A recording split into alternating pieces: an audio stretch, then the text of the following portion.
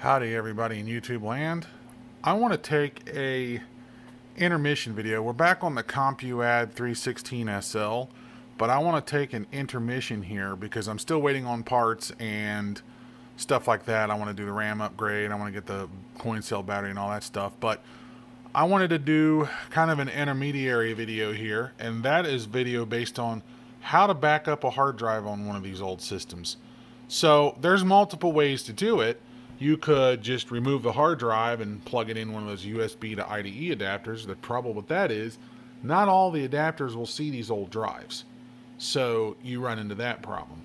The other thing is you could potentially get a machine that's slightly newer to where it's old enough to see those drives, but still not quite new enough to where it won't see those drives at all. That is certainly an option if you have one. But this also has a proprietary power connector on it, something weird, and you'd have to make something up to power it, and it's a painful experience. If you have the hardware to do that, then go right on ahead. You can also do a direct one-to-one image like that. The third option would be, put a XT to IDE card or something in your PC and just do a copy that way. But again, we have a proprietary ISA backplane, and well, who knows what that is. So there's a fourth option, which is my option, and that is, if you have one, to use a zip drive. Now, this is just a parallel zip drive, and that's just connected into this parallel port back there, so nothing special. I made a floppy disk that has DOS 6.22.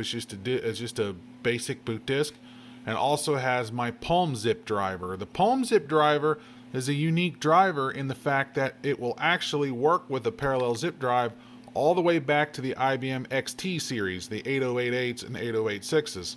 It will work with that because the original iOmega driver uses 286 instructions, so you have to have a 286 or newer to use it. And since this is a 386, it will work, but this is universal, so that will start up DOS and load the Palm Zip driver and allow me to work with that the zip drive.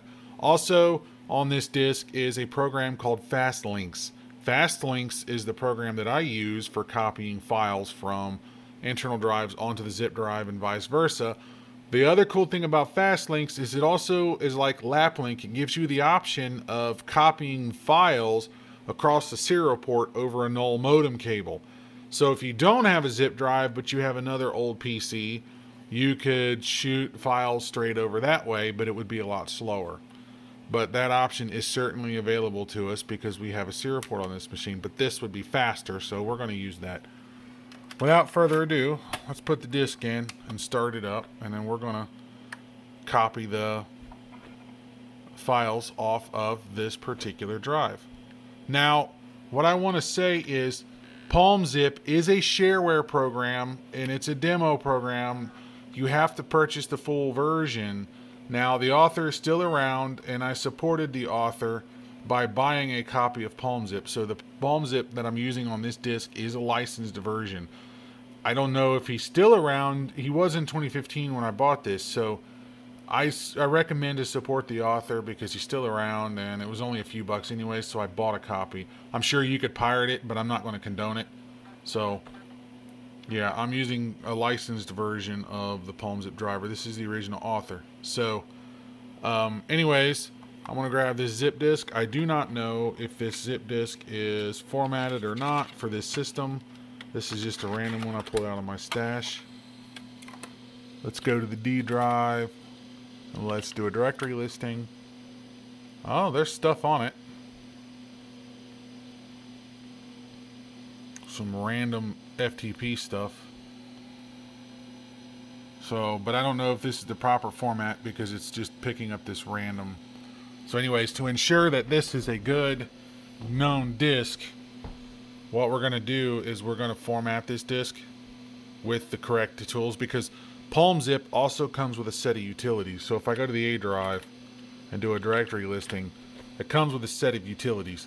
So I can actually run a program called Zip Manager, which is also written by the same author.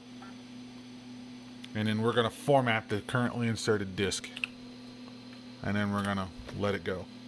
It's pretty quick. It's formatting it right now.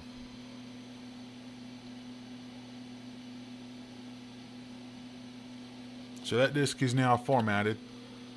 Now I can go to the D again and do another directory listing. Yeah, see, now it's formatted. So we're going to go back to the A drive and we're going to go into the fast links directory. And we're going to run fast links. There we go. Now, this FastLink program is cool because you can upload the binary to another machine that doesn't already have it through DOS debug over the serial port. We can also run diagnostics, which will just print out random text over the serial port so you know if the modem cable is working properly. Anyways, but what we're going to do is we're just going to use this simply for copying data because it makes it super easy.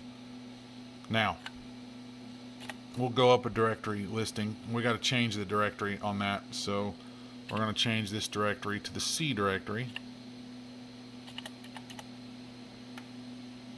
So that should now be the C directory. And then we're going to come over here and we're going to change that one to the D directory, which is going to be the zip drive.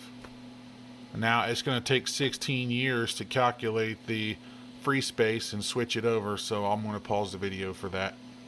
Okay, now we've got the directory listing, so we're on the D drive over here and we're on the C drive over here. So the next thing we need to do is we need to start marking all of these for copy. So the F5 key is the mark, so that's marked.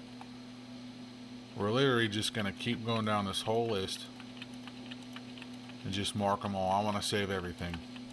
You don't have to.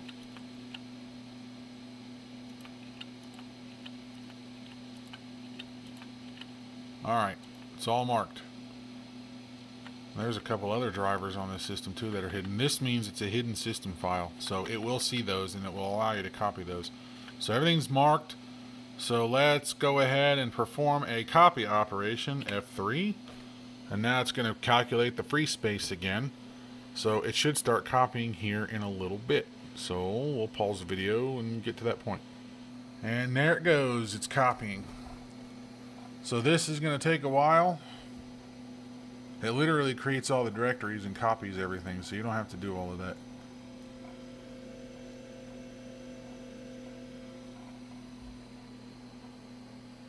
Sorry for the glare, that's my lights in the background. Screen's very reflective.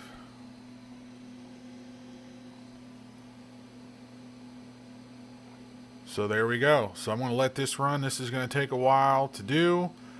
And I will come back when this finishes, and then we're going to verify that all files are copied. So, yeah, this is why I like this program. It allows me to copy everything in its entirety from one drive to another. And you can do the same thing over the serial port, like I was saying. And it would just take a lot longer, but you can do that. Now, everyone's got their own preferences of software to use, but if this is the first time you're doing this, this is one option you can use to back up the hard drive contents to another medium. So when this is done, I'll have an exact copy of the hard drive, and I can take this and go put it in a USB zip drive on a newer machine or something, and then copy everything off and archive it, because there's some tools on here that are factory, like there's the BIOS configuration, the Phoenix BIOS or Ward BIOS or whatever it is, factory diagnostic tools in here. There's also the graphics system that this thing, the Gemini system, that software is installed on here, so I want to make sure I have all of that. Copying operation complete. So there we go, copied 18.6 megabytes. So now it's going to do another free space calculation. So just let that run. And it takes about the same amount of time on an XT machine too, because I've used this with an XT machine.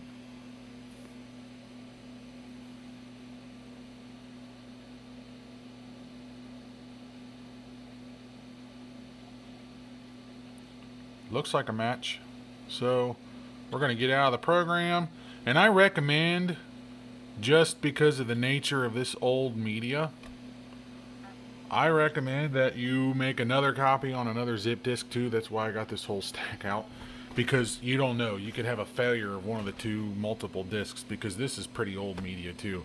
You know what would be cool is if someone made a piece of hardware that plugs into the parallel port like a zip drive does and goes to an SD card or something like that. But you know, it's not happened yet and probably not going to. But anyway, so we're going to do a directory listing of the D drive, and there it is.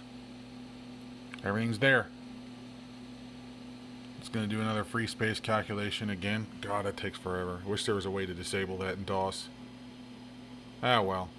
It is what it is. So, just to make sure our data is safe, we're going to eject the disk without shutting the machine down because, you know, we don't want to do that. So, we're going to go back to the A drive, get out of my FX directory here, run zipman again. You don't have to do it this way, but this is what I do it just to make sure everything's good. And then we're going to eject it. Now we have a full copy of all of our hard drive contents minus deleted files and stuff. It's not the same thing as doing a direct one-to-one sector by sector image, but you know what? For what it is, it works. It does what I want to do it to, you know, for it to do. I could use Norton Ghost or something like that, but I don't need all of that. So, alrighty then. I think that is going to conclude our backup copy system. So, quick little video, quick little interlude, intermission video, you know, transition between part 1 and part 2 of this. So, this hopefully will help anyone out that has a situation where they want to get all the stuff off of a computer, but they don't necessarily have a way to take the drive out and put it in another computer, or they don't have a way to put an IDE to XT in there. A good situation with that would be an IBM PS2. Perfect situation where an IBM PS2 has an ESDI drive, no way to put expansion in there, and you don't have a SCSI card or an Ethernet MCA card. They're getting hard to find. What are you going to do? You're going to be in the same situation. So that hopefully should help with that situation. So anyways, make a DOS disk with a Palm Zip driver, and there you go. You're good to go. So thank you for watching. If you have a comment, please feel free to leave one. Hit the like, subscribe, and all that fun stuff. And until next time, guys.